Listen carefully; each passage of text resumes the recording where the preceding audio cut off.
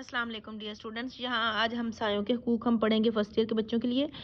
تو جو انسان کی جو روزمرہ زندگی میں ہمسایوں کی بہت اہمیت ہے، ان سے واسطہ بھی رہتا ہے۔ چنانچہ اسلام میں پڑوسیوں کے حقوق پر بڑا زور دیا گیا ہے اور 3 قسم کے پڑوسیوں سے حسن سلوک کی خصوصی تلقین کی ہے۔ اچھا، وہ کون سے ہیں؟ نمبر 1 پہ ہے وہ پڑوسی جو رشتہ دار بھی ہوں۔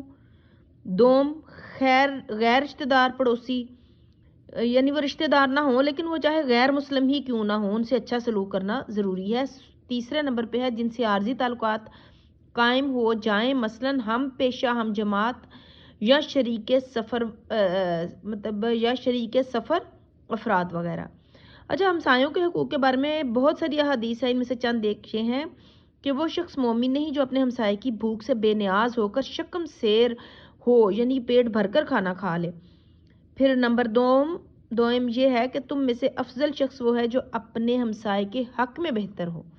اگر پڑوسی کی مدد کی ضرورت پڑے تو اس کی مدد کرے، قرض مانگے تو قرض دیں، محتاج ہو جائے تو اس کی مالی امداد کریں، بیمار پڑ جائے تو علاج کرائیں، اور مر جائے تو جنازے میں قبرستان جائے، اور اس کے بچوں کی دیکھ بھال کرے، اور اگر کوئی اعزاز حاصل ہو تو اسے مبارکباد دو، اور اگر مصیبت میں مبتلا ہو جائے تو اس سے ہمدردی کرو۔ بغیر اجازت اپنی دیوار اتنی اونچی نہ کریں کہ اس کے لیے روشنی اور ہوا رک جائے۔ کوئی میوہ یا سوغات وغیرہ لاؤ تو اسے بھی بھیجو۔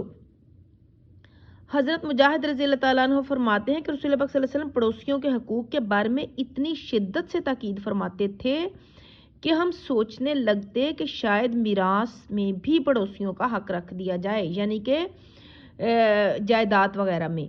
تو پھر نیکسٹ آ جاتا ہے کہ اس میں ایک واقعہ درج ہے کہ ایک بار حضور پاک صلی اللہ علیہ وسلم کی محفل میں ایک عورت کا ذکر کیا گیا، اور وہ بڑی عبادت گار اور پرہیزگار ہے اور روزے رکھتی اور رات کو تہجد ادا کرتی، لیکن پڑوسیوں کو تنگ کرتی ہے۔ آپ صلی اللہ علیہ وسلم نے فرمایا کہ وہ دوزخی ہے۔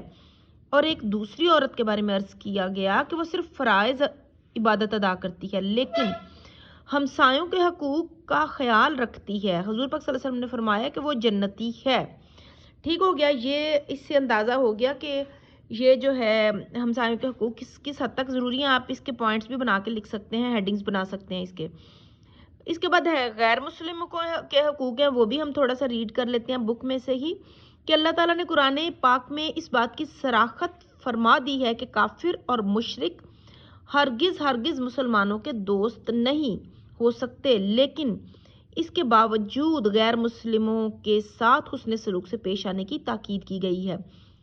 یہ صرف اسلام کی خوبی ہے کہ وہ غیر مسلموں کو مسلمانوں کے سے شہری حقوق عطا کرتا ہے اور مسلمانوں کو تلقین کرتا ہے کہ وہ ان سے شفقت آمیز برتاؤ کریں۔ ارشاد ربانی ہے، وَلَا يَجْرِمَنَّكُمْ شَنَآنُ قَوْمٍ، یعنی اللہ تعدلوا اعدلوا ہوا اقرب للتقویٰ، یعنی اس کا مطلب یہ ہے کہ تمہیں کسی قوم کی دشمنی ہرگز نہ آمادہ کرے کہ تم عدل نہ کرو۔